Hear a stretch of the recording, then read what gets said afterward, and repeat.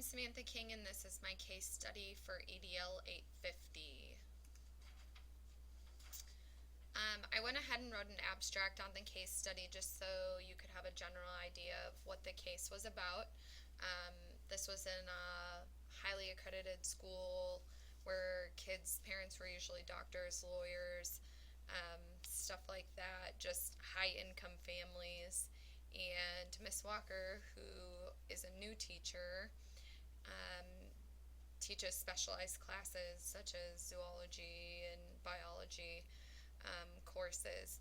She has a high stress level course and courses, and um, students and parents have been sort of creating a stir over her instruction, in that she has a high level of stress in her classroom, and it's reflecting on their students, which they expect all of their students, like most parents, to do very well.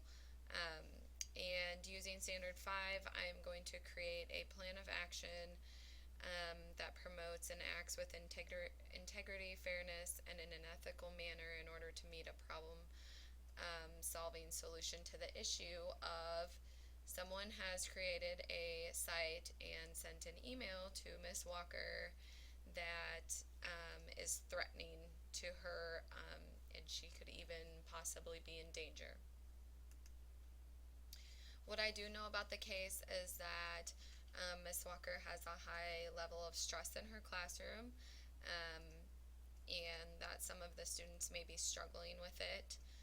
I do know that the principal has received complaints from students and parents regarding her classes and the stress and workload that she has on her students. The principal has also suggested strategies that Ms. Walker use in her classroom, which she has failed to do so. And I also know that Ms. Walker has received a threatening email which had a link to a site. She thinks that it's a student, Randy Franks, but we don't know that for sure. I need to know why the police weren't contacted. Why did whoever do this create the site? Are they upset over her instruction? Did something happen in the classroom? Was, some sort of conflict or something? Who created the website and sent the email? And I also need to know what I can do as a building leader to better provide assistance with Miss Walker in creating a classroom that provides adequate information along with a less stress-free environment, creating positive morale in her classroom. The problem is that we have parents and students that are unhappy with instruction from Miss Walker, and now Miss Walker has been threatened, um, and this could be potentially dangerous to her. My plan of action is to notify the police, along with speaking with Miss Walker, as in the case stated that I was going to meet with her on Monday morning. She sent me the email that had the site. I looked at it. I just want to talk to her about problems that she's had in her classroom, if she has a lot of problem students, if they're being disruptive.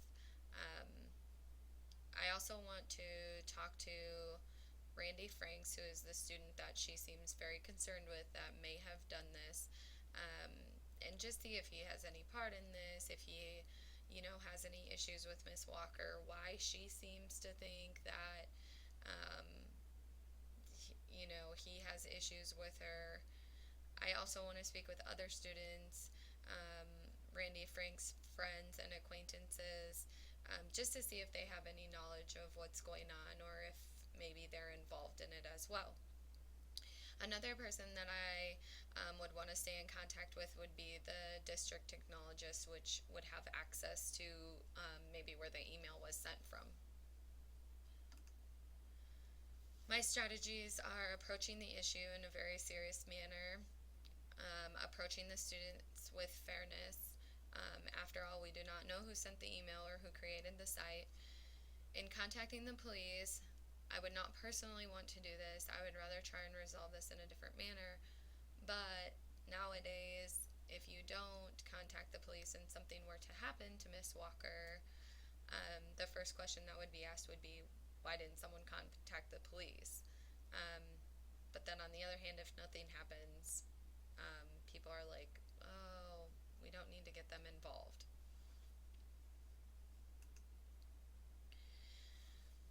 What is best for my students? I must be sure that my teachers are certain that they are well prepared and highly focused on their instructional duties. Um, for Miss Walker, that would be her taking my advice and trying to implement the strategies that I had given her to try in her classroom.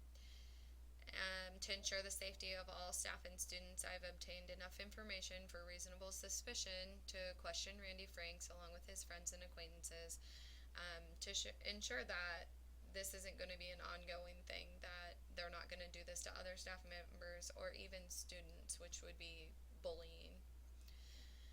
Contacting the police is in the best interest of everyone involved due to legal matters that may be out of the school district's hands.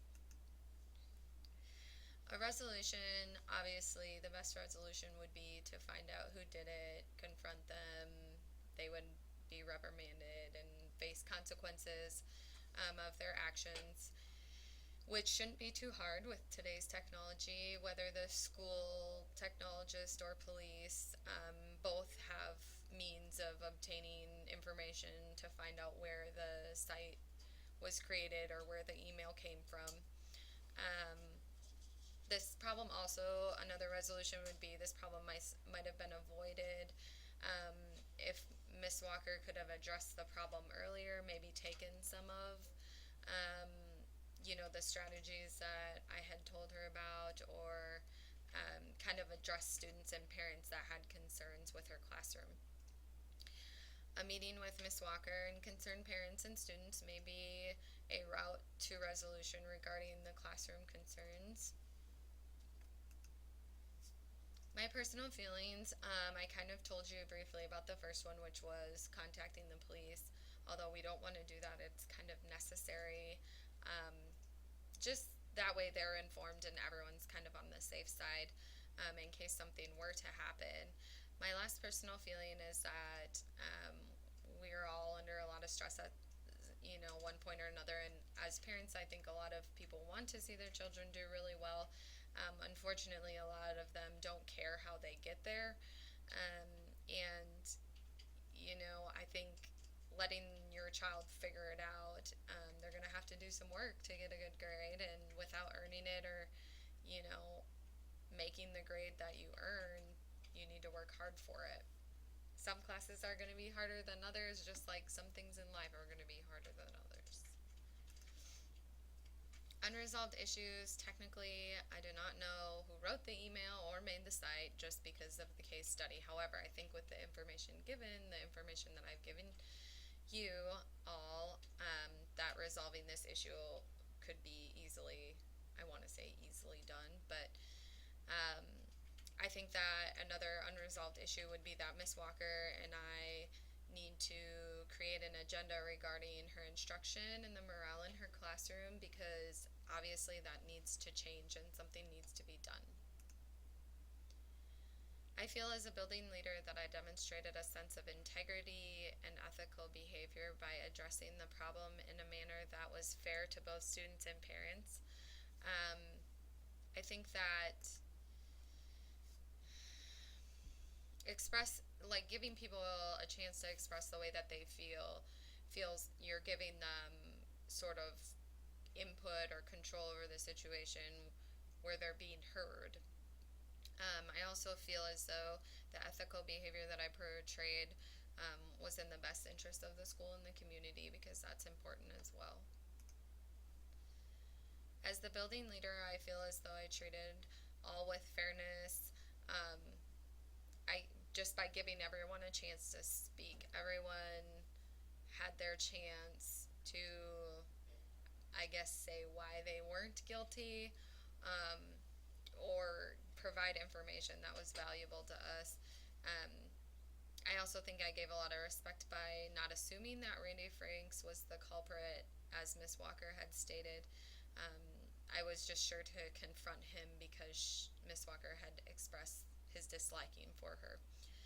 I also wanted to have the respect of the parents and their thoughts, in what may help improve classes. When I talked about having a meeting with parents and students, this gives me a chance to understand the way that they're feeling.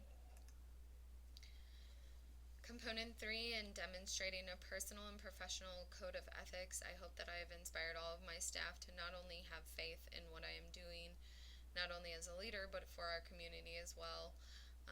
I hope that I have inspired other teachers to maybe improve their classroom, implement strategies that can keep these sorts of things from happening or building.